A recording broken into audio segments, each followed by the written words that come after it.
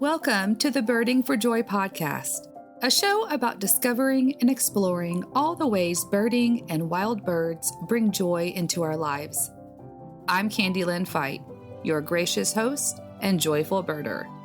If you're curious about learning more about birding for joy, grab your favorite beverage, settle on your perch, and let's get into today's episode. Birdie-ful greetings, dear listeners. If you've listened to the show before, welcome back. If this is your first time tuning in, I am so happy you're here. As much as I'd love to tell you about my trip to Ireland, I'm afraid it'll have to wait for several episodes, or to be exact. That episode for Ireland will air on November the 7th. It's October, and I have some fun episodes planned for the spooky season, one of my favorite times of the year. But October is also ADHD Awareness Month. Since yours truly struggles with ADHD daily, and my struggles with focus, organization, and completing tasks are the main reasons that this episode did not go out last week, I felt it might be an important and interesting topic to talk about in regard to the practice of birding. It wasn't until 2 years ago, when my therapist tested me for ADHD, that I began to understand myself and why I am the way I am. Simply put, my brain functions differently than others.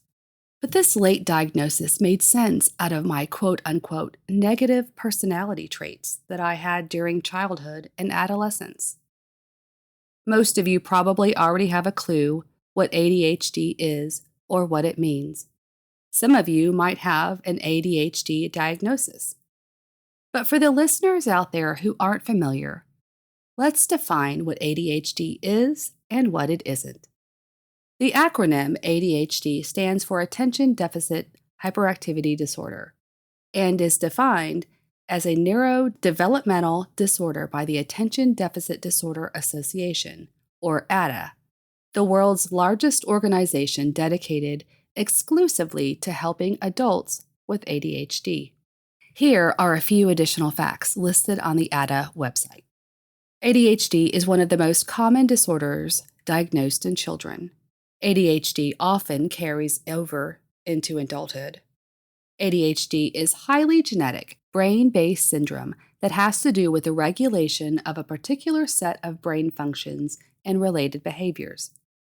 These brain operations are collectively referred to as executive functioning skills and include important functions such as attention, concentration, memory, motivation and effort, learning from mistakes, impulsivity, hyperactivity, organization, and social skills. And there are 3 forms of ADHD. Inattentive is characterized by the lack of attention to details, the inability to follow or remember instructions, and getting distracted easily. Hyperactive impulsive is usually marked by symptoms like fidgeting, running, and talking too much. Then there's the combined type. It's a combination of inattentive and hyperactive impulsive ADHD. Now here's what ADHD isn't.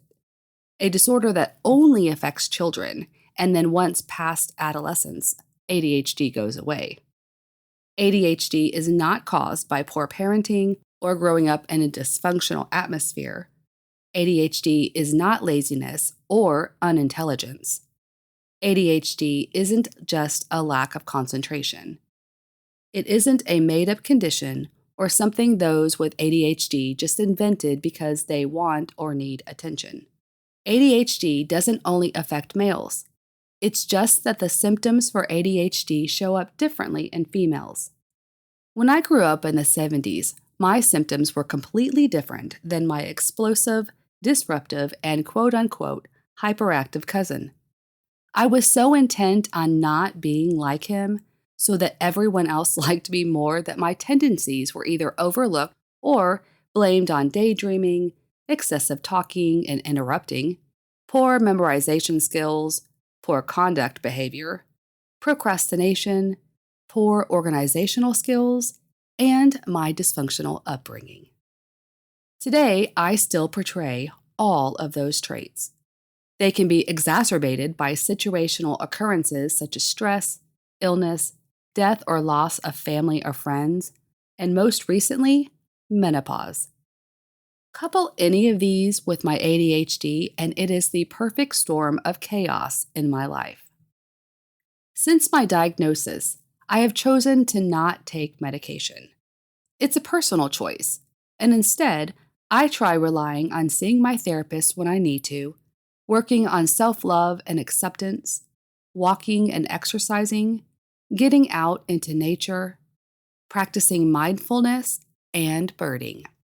So far, my life is manageable.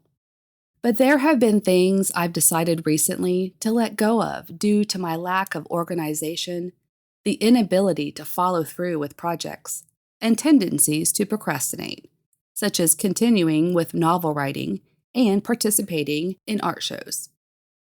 And I'm okay with that. They were actually adding more harm to my mental health than good. But birding and podcasting about birding have been serious game changers for me.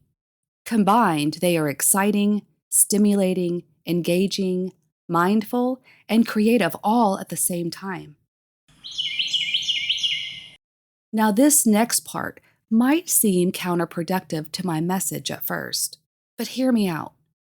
As a birder with ADHD, my outings aren't always the positive and mindful experience I wish them to be. Sometimes, my brain is so bombarded by sights and sounds, trying to identify all the birds around me at the very same time, my anxiety spikes and I grow frustrated. When this happens, I have to sit down in the middle of the trail, close my eyes, and breathe deeply while counting to 10. After regulating my senses and emotions, it's best if I tune in to the bird song before opening my eyes, picking out all the familiar bird song I know well. One by one, I picture each bird in my mind in relation to its call. Once I have identified as many birds around me as I can by the sound, the feeling of overwhelm usually fades, and then I can continue my walk. Being overwhelmed by stimuli, either by sight or sound, isn't anything new for me. Some days, I have so many thoughts, ideas, worries, and emotions swirling around in my head that it feels like there's a laser light show that I can't switch off inside my brain. But aside from being sometimes overstimulated, birding has been instrumental in helping me cope with and learn about myself and my ADHD. Okay, before we move on to the ways that birding might benefit someone with ADHD, it's important to mention that everyone is different, every body is different, and every brain is different. What works for one person will be different for the next.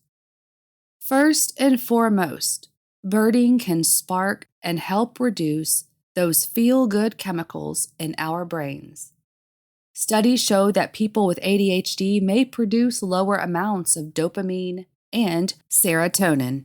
So by engaging in activities that increase these mood boosters, symptoms such as anxiety, depression, lack of focus and memory, sleeping issues, emotional instability, and hyperactivity. Besides birding helping boost our moods, it also offers a wide scope of learning, from the identification of new species to birding gear and tech to conservation and ecology. The areas of study are endless with birding.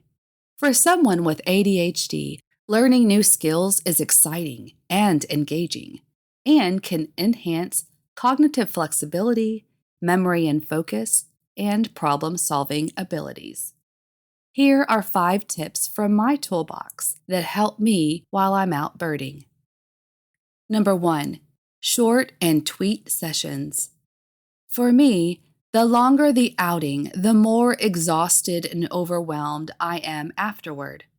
I'm also less likely to retain anything I've seen or heard.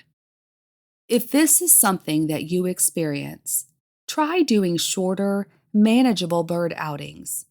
Set your birding session for a specific time frame, like 30 to 45 minutes.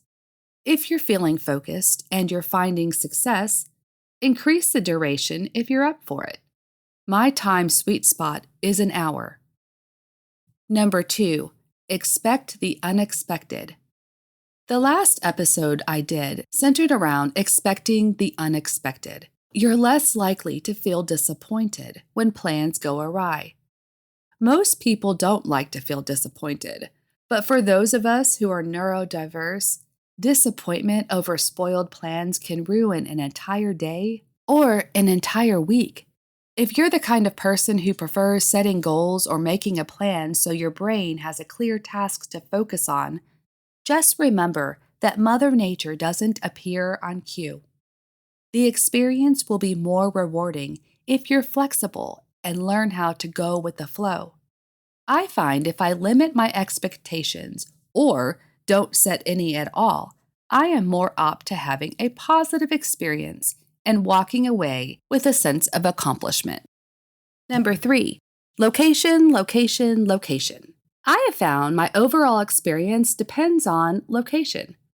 Put some thought into what type of birding experience you want.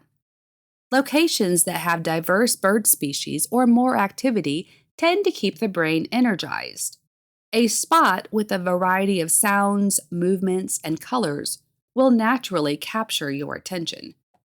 For me, very busy locations can be overwhelming, and I have a difficult time not squirreling at every tweet and flutter. Situations like this cause frustration and escalate my anxiety because I'm unable to regulate my attention and focus. With the brain always in go mode, racing with thoughts, I need it to slow down.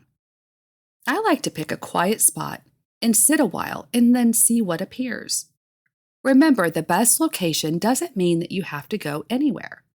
Some of my most joyful birding has been right outside my back door. Number 4, listen and learn. I've already mentioned how sometimes birding can overstimulate my senses. When I feel myself getting overly excited or my thoughts are all over the place and I can't focus, I close my eyes. I find just listening to the birds lowers my heart rate, reduces my frustration, and brings me to the present moment. If I haven't already identified the bird song around me, I will then open my Merlin Bird ID app and learn the birds that I'm hearing.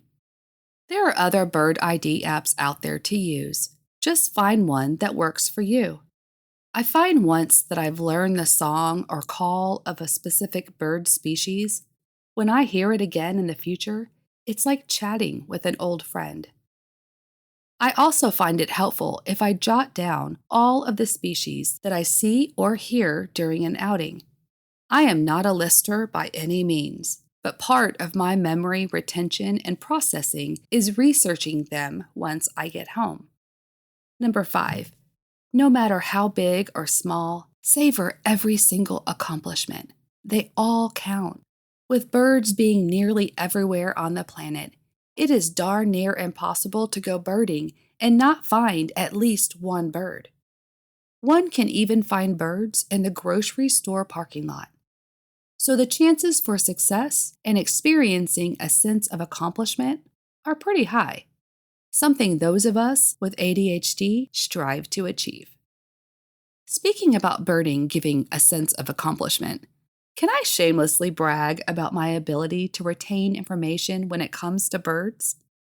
For someone who can never remember passwords, usernames, phone numbers, names, or dates, when I was in school, my teachers all had my hallway locker combos because I constantly forgot them.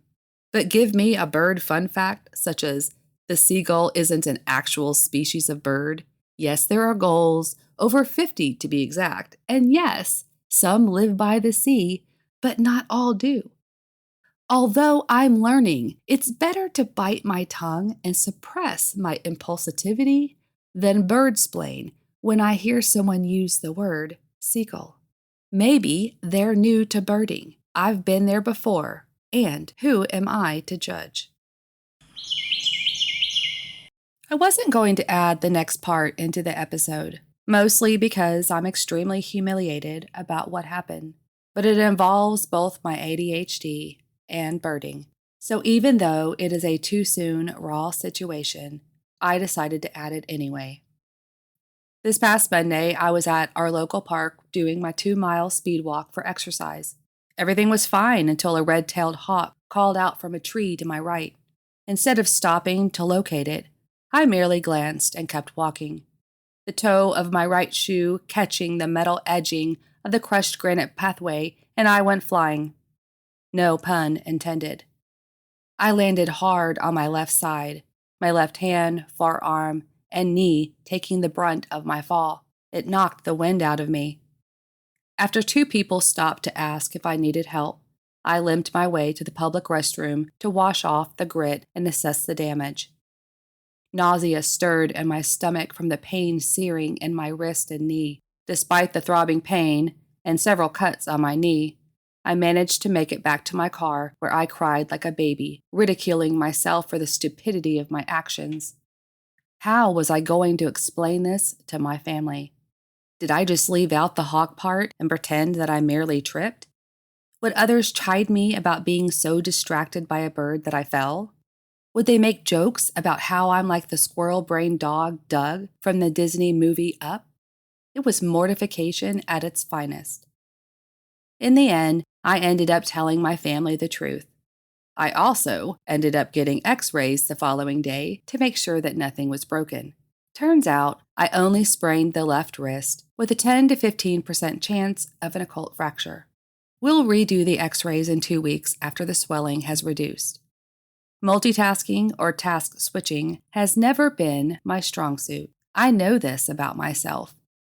Here's the thing, my birding buddies. ADHD or not, it is important to watch where you walk. And if you see or hear a bird, just stop. Your safety depends on it.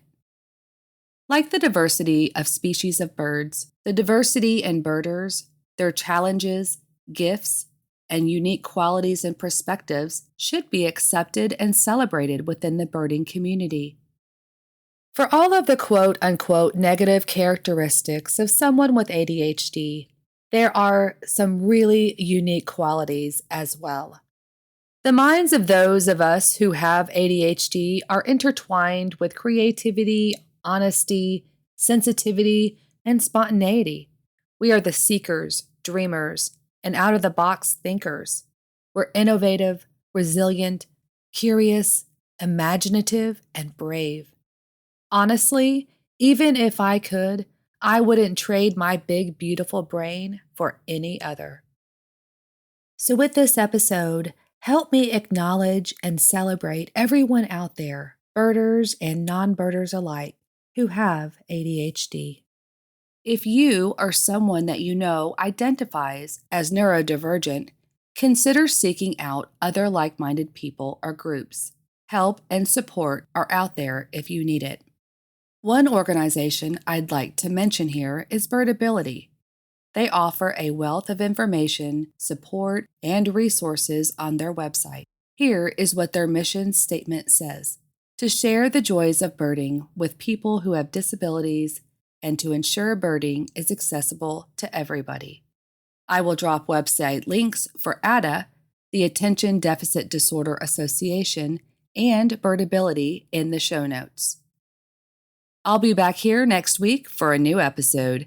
Until then, be well and joyful birding, my friends.